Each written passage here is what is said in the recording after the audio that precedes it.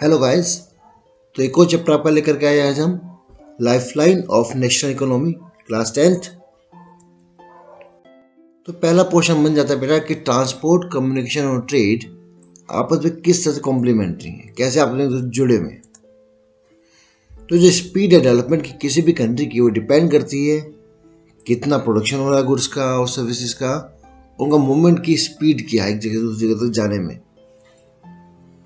इसीलिए एक efficient transport की हमें पहले जरूरत पड़ती है किसी भी तरह के फास्ट डेवलपमेंट को लेकर के।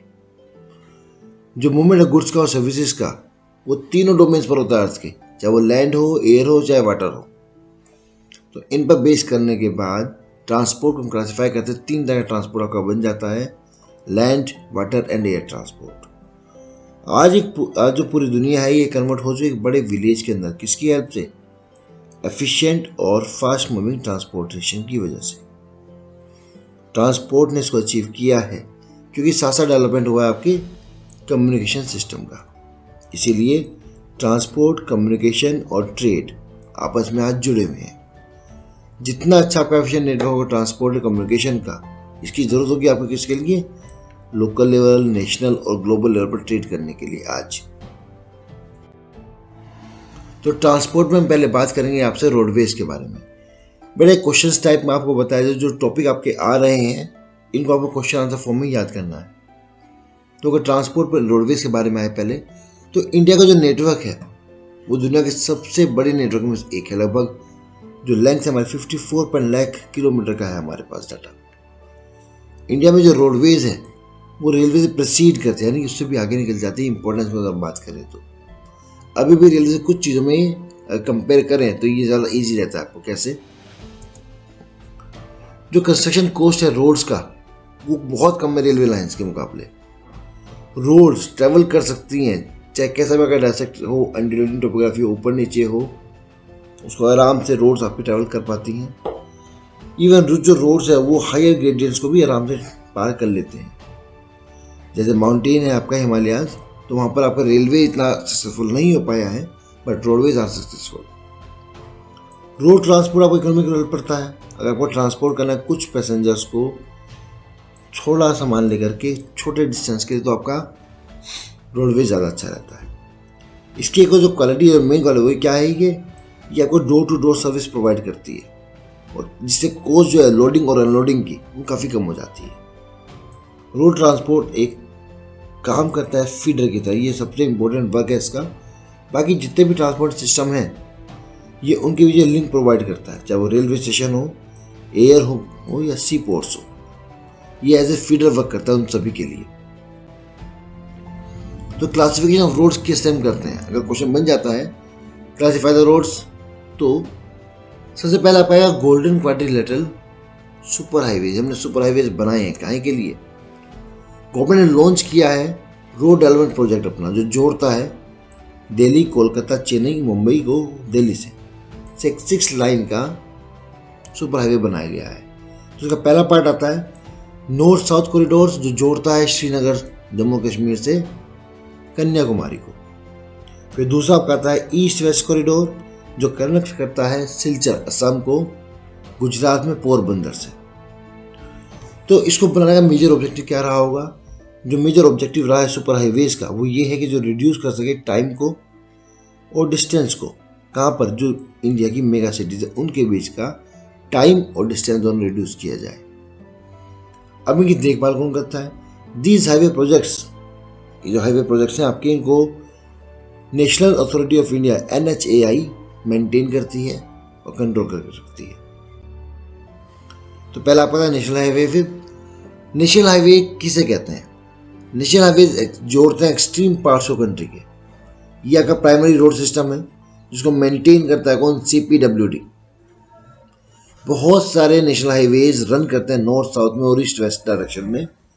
जो हिस्टोरिकल शेर शाह सूरी मार्ग है उसको नाम दिया गया है नेशनल हाईवे नंबर 1, जो दिल्ली और अमृतसर के बीच में ट्रेवल करता है। इसके बाद आपका आता है स्टेट हाईवे। वो रोड जो जोड़ते स्टेट कैपिटल को डिस्ट्रिक्ट के हेडक्वार्टर से, उन्हें कहा जाता है स्टेट हाईवेज। इन रोड्स की मेंटेनेंस CPWD करता है, स्टेट पब्लिक वर्क्स डिपार्टमेंट। फिर आप आता है district roads. These roads connect the district headquarters with other places. ये डिस्ट्रिक्ट हेडक्वार्टर को दूसरे हेडक्वार्टर से जोड़ते हैं और इनको मेंटेनेंस करता है जिला परिषद। इसके अलावा जो अदर रोड्स आती हैं, जो रूरल रोड्स हैं, जो रूरल एरियाज को, एक विलेज को टाउन से जोड़ते हैं, वो हम इसी कैटेगरी में डालते हैं। इन रोड को स्पेशल अमाउंट मिलता है प्रधानमंत्री ग्रामीण सड़क योजना से। इस स्कीम का स्पेशल प्रोविजन बनाया गया, जो जितने भी विलेज, हर विलेज को जोड़ा जाएगा एक मेजर टाउन से, कम से कम एक टाउन से जोड़ा जाए जहां पर ऑल सीजन मोटरेबल रोड हो। इसके बाद आपका है border roads. Border road organisation जो गवर्नमेंट का, वो गवर्नमेंट ने बनाया था कब? मेनली इसका कंस्ट्रक्ट किया गया था जो बॉर्डर है हमारी कंट्री का, उन एरिया को कंट्रोल करने के लिए। इस ऑर्गेनाइजेशन को स्टैब्लिश किया था 1960 में, ताकि डेवलपमेंट किया जाए कि जो स्ट्रेटेजिकली ईस्टर्न बॉर्डर एरियाज हैं हमारे, इंपॉर्टेंट हमारे, उनको आपस में कनेक्टिविटी बनाए रखने के लिए। रोड्स को हम क्लासीफाई करते हैं उनके टाइप ऑफ मटेरियल के बेस पर भी, जैसे मेटल है या अनमेटल रोड्स हैं। अब फिर आपका लास्ट टॉपिक रोड डेंसिटी। जो लेंथ है रोड की पर 100 स्क्वायर किलोमीटर एरिया, उसे हम कहते हैं डेंसिटी ऑफ रोड्स। तो जो डिस्ट्रीब्यूशन ऑफ रोड्स है वो यूनिफॉर्म नहीं है कंट्री में, क्योंकि रोड ट्रांसपोर्ट को बहुत सारी प्रॉब्लम भी फेस करनी पड़ती हैं। जैसे जो रोड ट्रांसपोर्ट है हमारा, नेटवर्क जो हमारा, वो अभी भी इनएडिकेट है। अगर हम बात करें वॉल्यूम ऑफ ट्रैफिक और पैसेंजर के हिसाब से, ट्रैफिक ज़्यादा हो जाता है, सड़कें थोड़ी कम चौड़ी रह जाती हैं। अभी भी जो हमारा लगभग आधे से ज़्यादा रोड नेटवर्क ऐसा जो अनमेटल्ड है, जिसकी वजह से हम रेनी सीजन में काफ़ी हद तक उसको यूज़ नहीं कर पाते हैं। और जो हमारे नेशनल हाईवेज हैं वो भी अभी प्रॉपर वे में मेंटेन नहीं हो पाए हैं।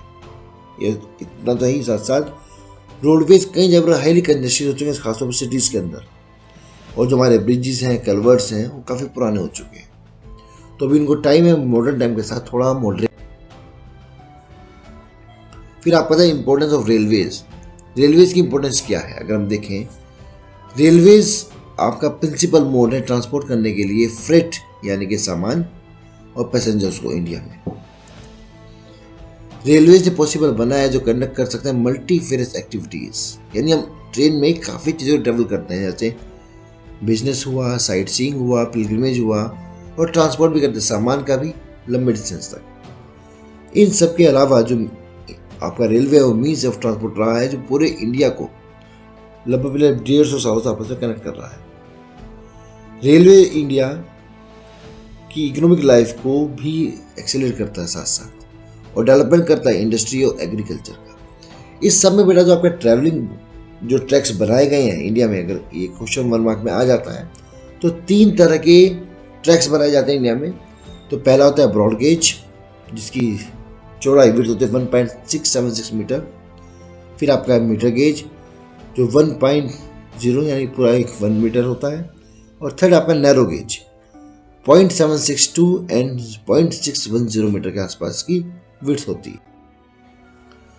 तो कौन कौन से इनफैक्ट डिटर्मिनेंट्स हैं जो रेलवेज के डिस्ट्रीब्यूशन को डिटरमाइन करते हैं? इस पर कहाँ पर रेलवे ट्रैक डाला जाएगा, इस पर बहुत सारी चीज़ों का इम्पैक्ट पड़ता है। फिजियोग्राफिक कंडीशन किस तरह की है, इकोनॉमिक कंडीशन कैसी है, एडमिनिस्ट्रेटिव फैक्टर किस तरह के उस एरिया में। अब आगे डिफाइन करेंगे इसको। जो नॉर्थ प्लेन है वहाँ पर वास्ट लेवल लैंड है, हाई पॉपुलेशन डेंसिटी है और रिच एग्रीकल्चर रिसोर्सेज हैं, जो प्रोवाइड करते हैं फेवरेबल कंडीशन रेलवेज की ग्रोथ के लिए।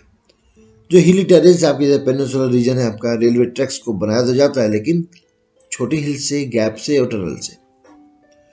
हिमालयन माउंटेन्स रीजन भी अनफेवरेबल है कंस्ट्रक्शन के लिए रेलवे लाइन्स की, क्योंकि हाई रिलीफ होता है, पॉपुलेशन ज़्यादा नहीं होती है और कोई खास इकोनॉमिक एक्टिविटीज़ भी ऊपर नहीं है। ठीक है, सही, ये बड़ा डिफिकल्ट हो जाए रेलवे लाइन डालना। जैसे सैंडी प्लेन आपका वेस्टर्न राजस्थान का, गुजरात का स्वैम्प्स हैं, फॉरेस्ट ट्रैक मध्य प्रदेश के या छत्तीसगढ़, उड़ीसा और झारखंड के, तो इन एरियाज में भी रेलवे लाइन डालना थोड़ा मुश्किल हो जाता है। जो कंटिन्यूस स्ट्रेच है सह्याद्री का, उसको भी हम क्रॉस कर पाते सिर्फ गैप से और पासेज के थ्रू। तो प्रॉब्लम क्या फेस है जो रेलवे लाइन हमारे प्रॉब्लम को फेस करे, कौन कौन सी प्रॉब्लम्स हैं? इसके अंदर बहुत सारी प्रॉब्लम, जैसे आपका ट्रैक में सिंक हो जाता है, कुछ स्ट्रेचेस पर लैंडस्लाइड हो जाता है, काफ़ी पैसेंजर्स आज भी विदाउट टिकट ट्रेवल करते हैं, चोरी हो जाती है, डैमेज होता है रेलवे प्रॉपर्टी को, वो भी खत्म तो नहीं हुआ पूरी तरह से, और तो कुछ लोग अननेसेसरी ट्रेन को रोक भी देते, चेन खींचते हैं और ट्रेन रुक जाते हैं, जिससे काफ़ी डैमेज होता है आपके रेलवे को। पाइपलाइंस, ये एक न्यू अराइवल है इंडिया के मैप पर। इनको हम यूज करते हैं क्रूड ऑयल के लिए, पेट्रोलियम प्रोडक्ट्स के लिए, नेचुरल गैस को, कहाँ से नेचुरल गैस फील्ड से रिफाइनरीज तक, फर्टिलाइजर फैक्ट्रीज तक और बड़े बड़े थर्मल पावर प्लांट्स तक हम इनको बिछाते हैं। सॉलिड्स को भी हम ट्रांसपोर्ट कर सकते हैं पाइपलाइन की हेल्प से, जब उसको कन्वर्ट करते स्लरी में। स्लरी का मतलब सॉलिड को तोड़ दिया जाता है, उसमें थोड़ा पानी ऐड करके ताकि वो फ्लोट कर सके, तो उसको भी पाइपलाइन के थ्रू आगे तक भेजा जाता है। जो आपके दूर ओशन से दूर जो आपकी रिफाइनरीज बनी, जैसे बरौनी है, आपका मथुरा है, पानीपत है, और जो गैस बेस्ड फर्टिलाइजर प्लांट्स आपके, ये सब तभी हो पाए किसकी हेल्प से? पाइपलाइंस की हेल्प से। अगर पाइपलाइंस का हमारे यहाँ पर स्टैब्लिश नहीं हो पाता, तो जो हमारे इनलैंड जो आपके ये लोकेशन हैं, बरौनी, मथुरा, पानीपत, हम इन्हें स्टैब्लिश नहीं कर पाते। इसका जो मेन बेनिफिट है, इसमें ट्रांसशिपमेंट में कोई लॉस या डिलेज नहीं होता, इधर से आपने डाला और पूरा सामान दूसरी जगह पहुंच। अब नेटवर्क कौन कौन से पाइपलाइन के, अगर हम बात करें, इस पर क्वेश्चन बन जाता है। तो पहला आपका आता है ऑयल फील्ड, जो अपर असम की वहाँ से लेकर कानपुर तक, गुवाहाटी, बरौनी और इलाहाबाद होते हुए पहला ट्रैक आता है आपका। इसकी ब्रांचेस भी हैं, बरौनी से हल्दिया, राजबंद होते हुए, और राजबंद से मौरीग्राम और गुवाहाटी टू सिलीगुड़ी, ये आपका पहला एक ट्रैक है। दूसरा सलाया, जो गुजरात में, वहाँ से लेकर जालंधर पंजाब तक, विरामगाम, मथुरा, दिल्ली और सोनीपत होते हुए एक ट्रैक पूरा बन जाता है। इसकी भी ब्रांचेस हैं जो कोयली चक्षु को दूसरे बस्ती से जोड़ते हैं। गैस पाइपलाइन जो मेन इंपॉर्टेंट है आपका, ये कई बार एग्जाम में आ चुका है, ये वाली पाइपलाइन हजीरा गुजरात में, जो कनेक्ट करता है जगदीशपुर को यूपी में, विजयपुर होते हुए मध्य प्रदेश में। इसका पूरा नाम डालते हैं HVJ पाइपलाइन। इसकी भी ब्रांचेज कोटा जाती है राजस्थान में, शाहजहांपुर, बबराला और दूसरे प्लेस में यूपी के। अब आपका था वाटरवेज बेटा। वाटरवेज सबसे ज्यादा सुटेबल है हमारा हैवी और बल्क गुड्स को ले जाने के लिए। ये फ्यूल एफिशिएंट है, एनवायरमेंट फ्रेंडली मोड है ट्रांसपोर्ट का। अगर मीडिया में बात करें तो लगभग 14,500 किलोमीटर का लेंथ का आपके पास नेविगेशन वाटरवेज है, जहाँ पर आप ट्रेवल कर सकते हैं। लेकिन इनमें से सिर्फ 5,685 किलोमीटर ही ऐसा है जहाँ पर आप मैकेनाइज्ड बोट्स को ले जा सकते हो, बाकी जगह आपको नॉर्मल बोट ले जानी पड़ती है। तो नेशनल वाटरवेज पर कई बार क्वेश्चन बन चुका है बेटा, तो ध्यान से पढ़िएगा कौन कौन से नेशनल वाटरवेज आपके पास हैं। पहला आपका गंगा रिवर पर, जो इलाहाबाद से हल्दिया के बीच में, उसकी लेंथ है 1620 किलोमीटर, और ये आपका नेशनल वाटरवेज नंबर 1 है। फिर सेकंड आपका ब्रह्मपुत्र रिवर का, सदिया से लेकर धुबरी के बीच में, इसकी लेंथ है 891 किलोमीटर, ये आपका नेशनल वाटरवेज नंबर 2 है। फिर आपका the west coast canal Kerala में, कोट्टमपुरमा कोलम उद्योग मंडल एंड चंपक्करा कैनल से ही आपकी, इसकी लेंथ है 205 किलोमीटर, नेशनल वाटरवेज नंबर 3। कुछ कुछ जगह पे जो आपकी गोदावरी और कृष्णा रिवर है, उनका कुछ कुछ हिस्सा भी यूज किया गया कैनल्स के रूप में, और उसकी लेंथ पड़ती है टोटल 1778 किलोमीटर, ये आपका नेशनल वाटरवेज नंबर 4। सेम ऐसे जो आपकी ब्राह्मणी रिवर है, मताई रिवर है, इनके भी कुछ कुछ पार्ट में डेल्टा चैनल्स में महानदी के ब्राह्मणी रिवर के ईस्ट कोस्ट कैनल को बनाया गया है, जिसकी लेंथ है 588 किलोमीटर, इसको नाम दिया नेशनल वाटरवेज नंबर 5। अब आपका मेजर सी पोर्ट्स, इंडिया का जो ट्रेड वॉल्यूम है फॉरेन कंट्रीज के साथ, वो मेनली पोर्ट से हेल्प करते हैं। पूरी कंट्री का 95% जो कंट्री का ट्रेड वॉल्यूम है, अगर हम बात करें वैल्यू की, 68% वैल्यू वो सी के थ्रू हमारे यहाँ से पास होती है। हमारे पास कोस्ट लाइन बहुत बड़ी है, 7,516.6 किलोमीटर की कोस्ट लाइन है, और इस पर 12 बड़े और लगभग 200 छोटे छोटे आपके पोर्ट्स हैं। अब पहला आपका आता है कांधला, कांधला कच्छ में। फिर आपका आता है मुंबई, जवाहरलाल नेहरू पोर्ट, मैरमागांव पोर्ट, फिर न्यू मैंगलोर पोर्ट, फिर कोची पोर्ट जो आपका साउथ इंडिया में है।